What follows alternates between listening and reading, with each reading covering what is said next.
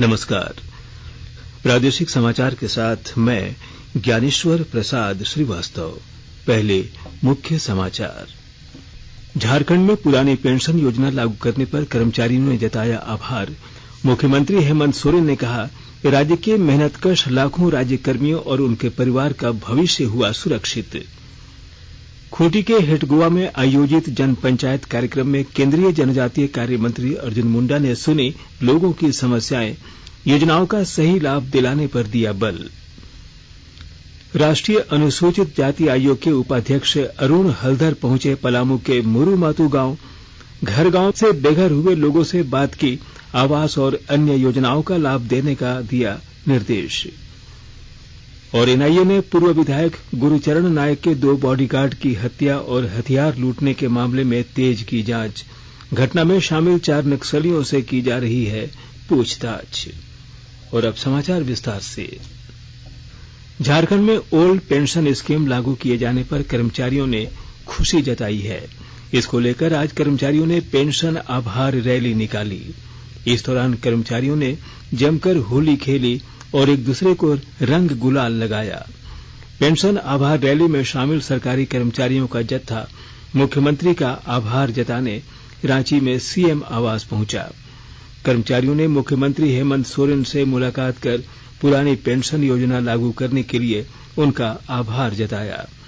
इस मौके पर मुख्यमंत्री ने कहा कि पुरानी पेंशन योजना लागू होने से राज्य के मेहनतकश लाखों राज्य कर्मियों और उनके परिवारों का भविष्य सुरक्षित हुआ। मैं समझता हूं कि सिर्फ झारखंड नहीं, पूरा देश का कर्मचारी पुरानी पेंशन की मांग को लेकर लगातार आंदोलन करता रहा है। लेकिन मुझे इस राज्य में सबसे अहम जरूरत की चीजें समझ में आई। मुझे लगा कि इस राज्य के हर वर्ग को अपने भविष्य की चिंता न करते हुए निर्भीक होकर अपना जीवन यापन और काम करे। इसके लिए मुझे सामाजिक सुरक्षा पर सबसे पहले मैंने आगे कदम बढ़ाया। हमारी कोशिश है कि आप भविष्य की चिंता न करते हुए आप राज्य की जनता का चिंता करें, आपकी भविष्य की चिंता मैं करूं। खूंटी जिले के मरहू प्रखंड अंतर्गत नक्सल प्रभावित क्षेत्र हेटगोवा स्थित राजकीय मध्य विद्यालय में आयोजित जन पंचायत कार्यक्रम में केंद्रीय जनजातीय कार्य मंत्री अर्जुन मुंडा ने लोगों की समस्याओं को सुना। इस दौरान किसानों ने क्षेत्र की शिक्षा, स्वास्थ्य, रोजगार, प्रधानमंत्री आवास सहित योजनाओं का सही लाभ दिलाने की बात रखी।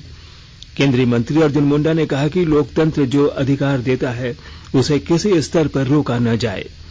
कार्यक्रम में सभी की समस्याओं को सुनने के बाद श्री मुंडा ने कहा कि संबंधित अधिकारियों को चाहिए कि वे जहां भी जाएं अपना गांव, अपना क्षेत्र समझकर विकास कार्य करें।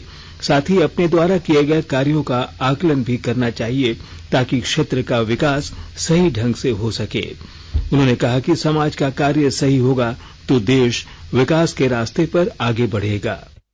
हमको भी अपने तरीके से न केवल जीवन यापन के लिए बल्कि अपने और अपने भविष्य के प्रगति के लिए कैसे आगे बढ़ना चाहिए, इसका रास्ता बनाने के लिए और उस रास्ते में चलने के लिए लगातार प्रयत्न करना चाहिए। और इसलिए इस देश में हम सबने मिलकर के संविधान को, लोकतंत्र को और समय समय पर ऐसे विषयों पर चर्चा करते हुए कि उभरते हुए समस्या में कानून के दृष्टि से, नियम के दृष्टि से, कार्यक्रम के दृष्टि से, विकासात्मक योजनाओं के दृष्टि से और अधिकारों के दृष्टि से कैसे हम देश भर में सभी लोगों को आगे बढ़ने का मौका। पद्म पुरस्कार 2023 के लिए 15 सितंबर तक नामांकन भरे जा सकते हैं। गृह मंत्रालय ने कहा कि पद्म पुरस्कारों के लिए सिफारिशें और नामांकन केवल राष्ट्रीय पुरस्कार पोर्टल पर ऑनलाइन किए जाएंगे। पुरस्कारों की घोषणा अगले वर्ष गणतंत्र दिवस के अवसर पर की जाएगी। पद्म विभूषण, पद्म भूषण और पद्मश्री देश के सर्वोच्च नागरिक पुरस्कार हैं। 1954 में स्थापित इन पुरस्कारों की घोषणा प्रत्येक वर्ष गणतंत्र दिवस के अवसर पर की जाती है। यह पुरस्कार कला, साहित्य और शिक्षा, खेल, चिकित्सा, सामाजिक कार्य, विज्ञान और इंजीनियरिंग तथा व्यापार और उद्योग क्षेत्र में विशिष्ट कार्यों के लिए दिए जाते हैं। भारत ब्रिटेन को पीछे छोड़कर विश्व की 5वीं सबसे बड़ी अर्थव्यवस्था बन गया है।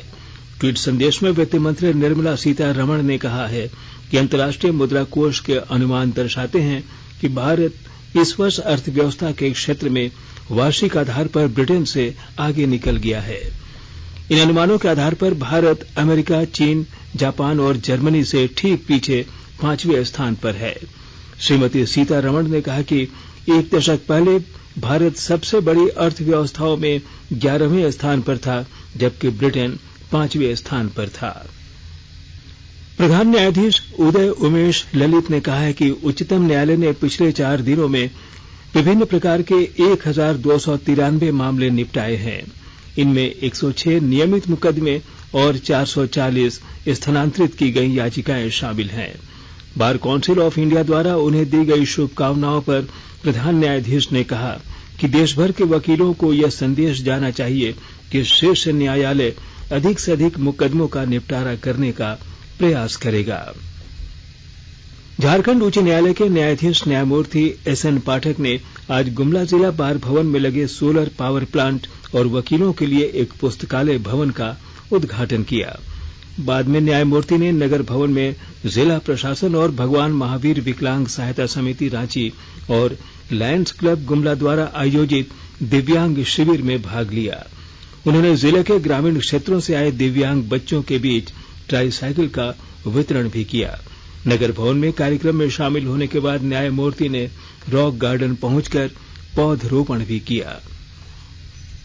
जनजातीय मामलों की केंद्रीय राज्य मंत्री रेणुका सिंह ने पश्चिम सिंहभूम जिले के उपायुक्त अनन्य मित्तल की मौजूदगी में निर्माणाधीन एकलव्य आवासीय मॉडल विद्यालय का अवलोकन किया। मौके पर केंद्रीय राज्य मंत्री ने कहा कि भारत सरकार सभी क्षेत्रों, चाहे वह सुरक्षा, विकास, शिक्षा, स्वास्थ्य, रोजगार हो, उसमें देश को अग्रणी रखने के लिए प्रयासरत है। अवलोकन के दौरान आईटीडीए परियोजना निदेशक, जिला कल्याण पदाधिकारी सहित अन्य लोग उपस्थित रहे। राष्ट्रीय अनुसूचित जाति आयोग के उपाध्यक्ष अरुण हल्दर ने आज पलामू जिले के पांडु प्रखंड अंतर्गत मोरीमातू गांव पहुंचे। इस गांव में जमीन विवाद के कारण एक समुदाय विशेष के दबंग लोगों ने अनुसूचित जाति परिवार के 50 सदस्यों को मारपीट कर गांव से जबरन हटा दिया था और उनके घर को भी ध्वस्त कर दिया था। प्रभावित गांव और पीड़ित परिजनों से मिलने के बाद श्री हल्दर ने डाल्टनगंज में पत्रकारों से बातचीत में कहा कि जिस तरीके से अनुसूचित जाति के परिवारों को वहां से जबरन हटाया गया है, यह उचित नहीं है। उन्होंने कहा कि अगर अवैध कब्जा था तो उसके लिए कानूनी प्रक्रिया के तहत कार्रवाई होनी चाहिए। ठीक से कर सकते हैं तो मेरा कमीशन का जो हमारा ऑब्जर्वेशन है, उसी जगह में जिस परिस्थिति में लोग था उसी जगह आपको उनको देके दोबारा वही जगह में सेटल कर दो, तब जाके परिस्थिति शांत हो जाएगा। उसके बाद अगर लगेगा जमीन किसका है वो प्रूफ करेगा, कोर्ट में विचार होगा, तो उसके बाद आप लोग जो प्लानिंग आप बना रहे ये हम कर सकते हैं। आकाशवाणी के ताजा तरीन समाचारों के लिए आप हमारी वेबसाइट newsonair.com पर लॉग इन कर सकते हैं।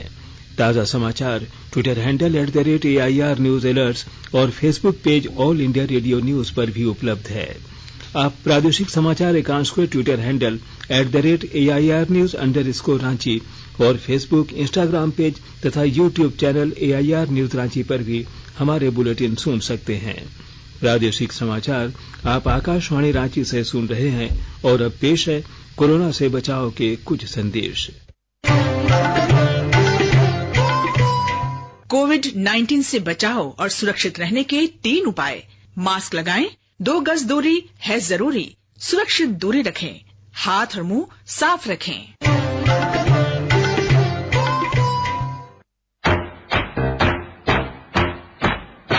चलो मिलकर एक शुरुआत करें, चलो एक फैसला आज करें, मास्क नहीं तो टोकेंगे, कोरोना को रोकेंगे, चलो एक वादा करते हैं, चलो एक वादा करते हैं, मास्क नहीं तो टोकेंगे, कोरोना को रोकेंगे। भारत सरकार द्वारा जनहित में जारी। प्रादेशिक समाचार में आपका फिर स्वागत है। राज्य के +2 उच्च विद्यालयों में 3120 स्नातकोत्तर प्रशिक्षित शिक्षकों की नियुक्ति के लिए 8 सितंबर से ऑनलाइन फॉर्म भरे जाएंगे। झारखंड कर्मचारी चयन आयोग ने ऑनलाइन आवेदन की अंतिम तिथि 7 अक्टूबर निर्धारित की है। स्नातकोत्तर प्रशिक्षित शिक्षकों के जिन पदों पर नियुक्ति होगी उनमें 2855 पद नियमित और 265 बैकलॉग के पद शामिल हैं। कोडरमा के सरकारी स्कूलों में मूलभूत सुविधाओं के साथ साथ शिक्षा के गुणात्मक सुधार को लेकर प्रोजेक्ट इम्पैक्ट चलाया जा रहा है। ब्यौरे के साथ हमारे संवाददाता। कोडरमा के सरकारी स्कूलों में मूलभूत सुविधाओं के अलावे अब बेहतर शिक्षा का माहौल बनाया जा रहा है। इसके लिए स्कूलों में प्रोजेक्ट इम्पैक्ट की शुरुआत की गई है। प्रोजेक्ट इम्पैक्ट का उद्देश्य है कि सरकारी स्कूलों में गुणवत्तापूर्ण शिक्षा के अलावे विद्यार्थियों को दूसरी गतिविधियों में भी निपुण बनाया जा सके। प्रशिक्षण के दौरान उपायुक्त शिक्षकों को यह बता रहे हैं कि पढ़ाई लिखाई के अलावे बच्चों में आचरण में भी बदलाव आना चाहिए। इसके अलावे जब बच्चे हर दिन स्कूल में प्रवेश करेंगे तो अलग अलग तरीके से उनका अभिवादन करना, बच्चों के बीच समाचार पत्र पढ़कर सुनाना, सामान्य ज्ञान की जानकारी देना, सुविचार, बोर्ड पर अंग्रेजी का मीनिंग आदि लिखकर उन्हें कैसे बेहतर शिक्षा दी जा सकती है, इसका प्रयास प्रोजेक्ट इम्पैक्ट के तहत किया जा रहा है। गजेंद्र बिहारी सिन्हा, आकाशवाणी समाचार, कोडरमा। राष्ट्रीय जांच एजेंसी एनआईए ने भाजपा के पूर्व विधायक गुरुचरण नायक के 2 बॉडीगार्ड की हत्या और हथियार लूटने के मामले की जांच तेज कर दी है। एनआईए की टीम इस मामले में 4 लोगों को कस्टडी में लेकर पूछताछ कर रही है।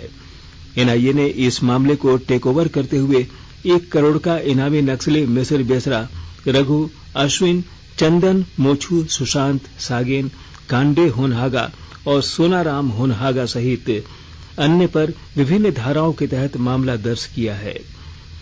एनआईए के इंस्पेक्टर सचिदानंद इस मामले की जांच कर रहे हैं। गौरतलब है कि इस वर्ष 4 जनवरी की शाम करीब 6:15 पर पश्चिमी सिंहभूम के झिलरुआ हाई स्कूल मैदान में खेलकूद प्रतियोगिता के दौरान नक्सलियों ने पूर्व विधायक गुरुचरण नायक पर हमला कर दिया था। पूर्व विधायक भीड़ में शामिल होकर जान बचाई थी।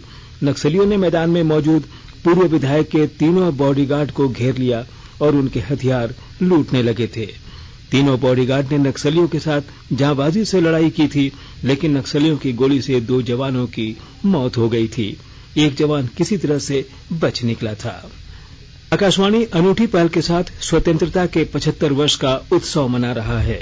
इसका शीर्षक है आजाद भारत की बात आकाशवाणी के साथ।